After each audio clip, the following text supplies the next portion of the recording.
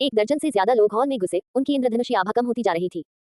उनमें पुरुष और महिलाएं दोनों थे और वे सभी 40 साल से ज्यादा उम्र के थे। कुछ ऑर्किड की तरह शांत थे, कुछ तलवार की तरह तेज थे और कुछ पत्थर की तरह स्थिर थे। उन सभी का अपना अलग स्वभाव था। अधेड़ उम्र के एक व्यक्ति की आभा बहुत गंभीर थी और उसकी आवाज बहुत मधुर और शक्तिशाली थी। वह जोर से हंसा और बोला, यद्यपि यान की भूमि में 6 ग्रोटो स्वर्ग हैं, लेकिन तुम्हारा आत्मा खंडहर ग्रोटो स्वर्ग अपने नाम के अनुरूप नहीं है। इसे धन्य भूमि कहना अधिक उचित है। लियु वानशान, तुम्हारा क्या मतलब है? आत्मा खंडहर ग्रोटो स्वर्ग के बुजुर्ग नाखुश दिखे। वे सभी आगे बढ़े और झोई, लिन जिया और उनके पीछे के अन्य लोगों को ढाल दिया। साथ ही उन्होंने ये फैन और पैनबो की सुरक्षा पर ध्यान केंद्रित किया।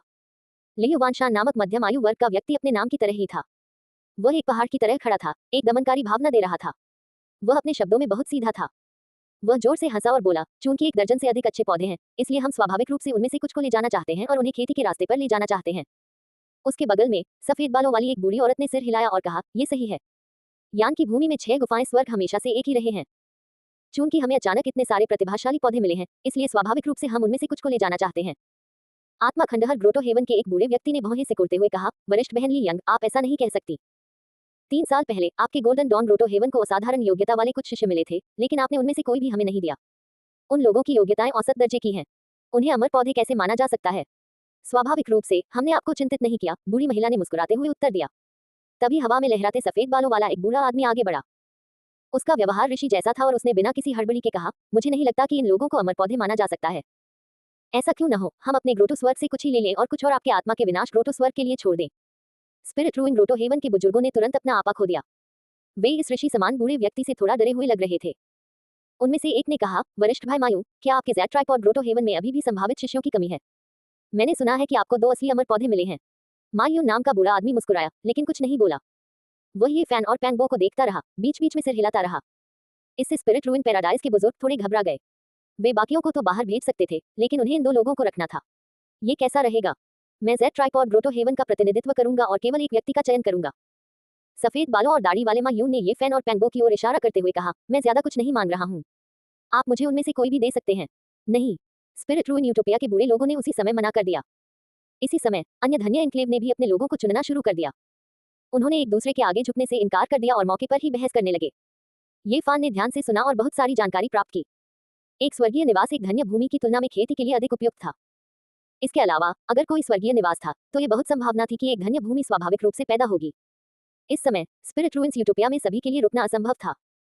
चूंकि अन्य 5 धन्य स्वर्गों से लोग आ चुके थे, इसलिए वे अनिच्छा से उनमें से केवल एक हिस्से को ही बाहर भेज सकते थे। हालांकि ये तय करना कठिन था कि क्या किया जाए। अंत में माहौल बहुत तनावपूर्ण हो गया। 6 धन्य एन्क्लेव के लोगों ने हार मानने से इनकार कर दिया। भारी आभा और पहाड़ जैसे शरीर वाले मध्यम आयु वर्ग के व्यक्ति लियू वानशान ने कुछ कदम आगे बढ़ाकर कहा, ऐसा लगता है कि हम केवल लड़ सकते हैं। ऐसा ही होना चाहिए। गोल्डन डॉन पैराडाइज की बूढ़ी महिला लियंग ने सहमति में सिर हिलाया। सद्भाव को नुकसान पहुंचाने से बचने के लिए हमें जब आवश्यक हो रुक जाना चाहिए।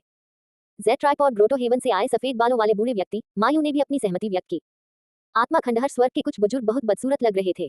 वे ही थे जिन्होंने ये फैन और अन्य लोगों को पाया था। अंत में अन्य ग्रोटो स्वर्ग के लोग भी हस्तक्षेप करना चाहते थे। अंत में ये कहना मुश्किल था कि कितने लोग बचे होंगे। दर्जनों इंद्रधनुष आसमान में उड़ रहे थे। रात के आसमान में वे खास तौर पर चमकीले थे। धन्य एन्क्लेव के बीच लड़ाई शुरू हो गई थी। ये फैन और बाकी लोग हॉल में आए और आसमान की तरफ देखा। दुर्भाग्य से वे लोग शहर से बाहर निकल चुके थे और दूर होते जा रहे थे। वे साफ साफ नहीं देख पा रहे थे। दूर आसमान में वैभव की लहरें उठ रही थीं। दिव्य इंद्रधनुष एक दूसरे से टकरा रहे थे। कभी कभी गरज के साथ बिजली गिरती थी। तेज हवाएं चलती थीं और रेत और पत्थर उड़ते थे। झोई, लिन जिया और अन्य लोग चकित थे। अभी तक वे बुजुर्ग शांत थे, लेकिन अब वे आकाश में उड़ रहे थे और जमीन में धंस रहे थे। वे वास्तव में ऐसी शक्तिशाली लड़ाई का इंतजार कर रहे थे। कुछ ही देर बाद दूर आसमान में दिव्य इंद्रधनुष गायब हो गए। उन्हें नहीं पता था कि भयंकर युद्ध कहाँ चला गया। आधे घंटे बाद क्षितिज पर दिव्य इंद्रधनुष दिखाई दिए। वे आकाश में फैल गए और एक पल में ही आ गए। सबसे पहले विवियन नाम की लड़की उतरी। वह सुंदर और अलौकिक थी। उसकी काली भौहें घुमावदार थी और उसकी आंखें पानी की तरह थीं। उसके लाल होंठ नम थे और उसके मोती जैसे सफेद दांत सैर की तरह थे। पानी की चांदनी में वह धुंधली और सुंदर लग रही थी। वह चांद की परी की तरह थी जो नश्वर दुनिया में उतर आई थी। वह बेहद खूबसूरत थी। उसके पीछे स्पिरिट रूइन पैराडाइज के अन्य बुजुर्ग भी थे। हालांकि वे दयनीय स्थिति में थे और उनके शरीर खून से सने हुए थे, फिर भी उनके चेहरों पर विजयी मुस्कान थी। उनके पीछे खड़े लोग भी कमोबेश घायल थे, लेकिन उनकी हालत इतनी अच्छी नहीं थी। शक्तिशाली मध्यम आयु वर्ग के व्यक्ति लियू वानशान का कंधा अभी भी खून से सना हुआ था। ऋषि जैसे बूढ़े व्यक्ति मायूं की लहराती सफेद दाढ़ी कट गई थी। भूरे बालों वाली बूढ़ी महिला लियंग की छड़ी भी 2 टुकड़ों में टूट गई थी। मुझे उम्मीद नहीं थी कि विवियन इस उम्र में हमसे आगे निकल जाएगा। स्पिरिट रूइन पैराडाइज ने एक अद्वितीय प्रतिभा का उत्पादन किया है। मायूं ने आह भरी। ये फैन और बाकी लोग बहुत हैरान थे। ये लड़की विवियन सुंदर और शालीन दिख रही थी। उसका रूप सौम्य और शांत था। हालांकि वह बहुत शक्तिशाली थी। उसने इन बुजुर्गों को हरा दिया था। ये वाकई आश्चर्यजनक था। चूंकि आप हार चुके हैं, इसलिए कहने को कुछ नहीं है। आपका स्पिरिट रूइन पैराडाइज पहले 2 लोगों को चुन सकता है। लियू वानशान का रंग रूप बहुत अच्छा नहीं था। न केवल उन्हें लगा कि वे युवा पीढ़ी से हार गए हैं, बल्कि वे पहले स्थान पर भी नहीं चुन पाए। आत्मा खंडहर स्वर्ग के बुजुर्गों ने बिना किसी हिचकिचाहट के ये फैन और पैंगबो को चुना। उनके चेहरे मुस्कुराहट से भरे हुए थे। फिर जेड ट्राइपॉड ग्रोटो हेवन से एल्डर मायू ने लियू यी को चुना। फिर गोल्डन क्लाउड ग्रोटो हेवन से ली यंग ने झांग जीलिंग को चुना। हालांकि इस समय आत्मा खंडहर स्वर्ग के बुजुर्ग ये फैन के शरीर की सावधानीपूर्वक जांच करने के बाद चौंक गए। उनके चेहरों पर मुस्कान गायब हो गई। ये कैसे हो सकता है? दूसरों ने तुरंत स्थिति को देखा और इधर उधर देखा। उन्होंने देखा कि स्पिरिट रूइन पैराडाइज के बुजुर्ग दुखी दिख रहे थे। उन्हें नहीं पता था कि क्या हुआ था। क्या बात है? क्या आप अपनी आत्मा को स्वर्ग बर्बाद करने देने से संतुष्ट नहीं है? पहले 2 लोगों को चुनने दें। ऐसा नहीं है। आओ और देखो। आत्मा खंडहर स्वर्ग के बुजुर्गों ने दया के साथ ही फैन को देखा। बाकी लोगों को तुरंत समझ आ गया कि ये फैन के शरीर में कुछ गड़बड़ है। उन्होंने तुरंत उसे घेर लिया। जेड ट्राइपॉड पैराडाइज से मा यून सबसे पहले आगे आए। उन्होंने कहा, बस उसे देखकर मैं महसूस कर सकता हूँ कि इस युवक की किवी और रक्त विशेष रूप से जोरदार है। ये बाढ़ के हाथी के बराबर है। वह एक दुर्लभ अमर अंकुर होना चाहिए। क्या उसके साथ कुछ गड़बड़ है? इस समय अन्य लोग भी आगे आए और ये फैन की जांच करने लगे। ये फैन को छुआ जाना बहुत असहज लगा, लेकिन वह ऐसी परिस्थितियों में उन्हें रोक नहीं सका। गोल्डन क्लाउड पैराडाइज के लिए यंग हैरान रह गई।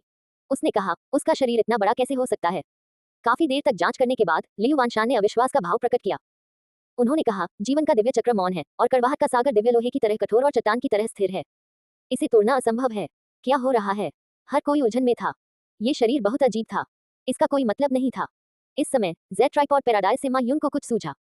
उसने खुद से कहा, क्या ये महान शरीर हो सकता है? उसने एक बार फिर ये फैन के शरीर का निरीक्षण करना शुरू किया। उसकी उंगलियां जैद की तरह चमक रही थी। दिव्य चमक के कण बाहर की ओर बिखर रहे थे। वह लगातार छूता और दबाता रहा। वह गंभीरता से हड्डियों को नाप रहा था और आत्मा को शुद्ध कर रहा था। बहुत देर बाद मा यून रुका। वह अचंभित था। उसने कहा, वास्तव में इस दुनिया में ऐसी काया है? कैसा शरीर? सबके चेहरों पर अजीब भाव थे। अद्वितीय अद्वितीय संत शरीर, मा यून ने कहा। क्या? घटनास्थल पर मौजूद सभी लोग हैरान थे और उन्हें अपने कानों पर विश्वास ही नहीं हो रहा था। आत्मा के खंडहर स्वर्ग के बुजुर्गों ने तुरंत प्रतिक्रिया व्यक्त की। उन्होंने ये फैन को अपने पीछे खींच लिया और उसे बचाने के लिए उसे घेर लिया। उन्हें डर था कि दूसरे उसे लूट लेंगे या मार देंगे। लियू वानशान को इस पर यकीन नहीं हुआ। उन्होंने कहा, यांग क्षेत्र उत्तर से दक्षिण तक 2000 मील और पूर्व से पश्चिम तक 3000 मील है।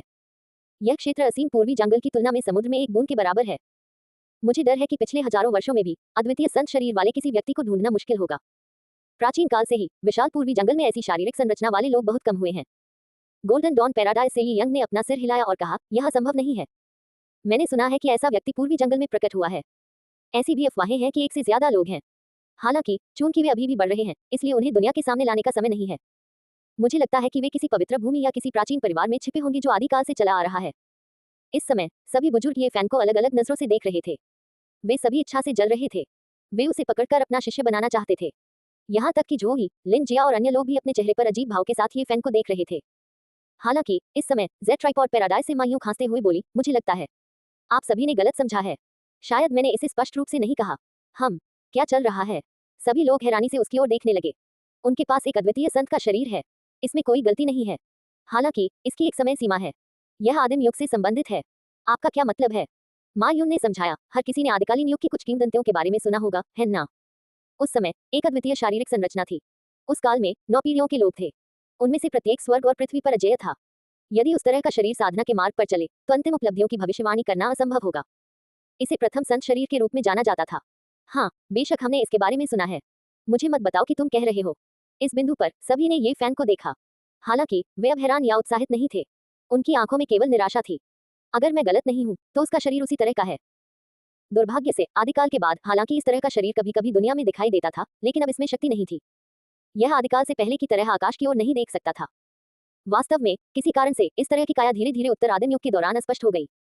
यह अब साधना के लिए उपयुक्त नहीं थी और कोई भी इसे सफलतापूर्वक साधना नहीं कर सकता था।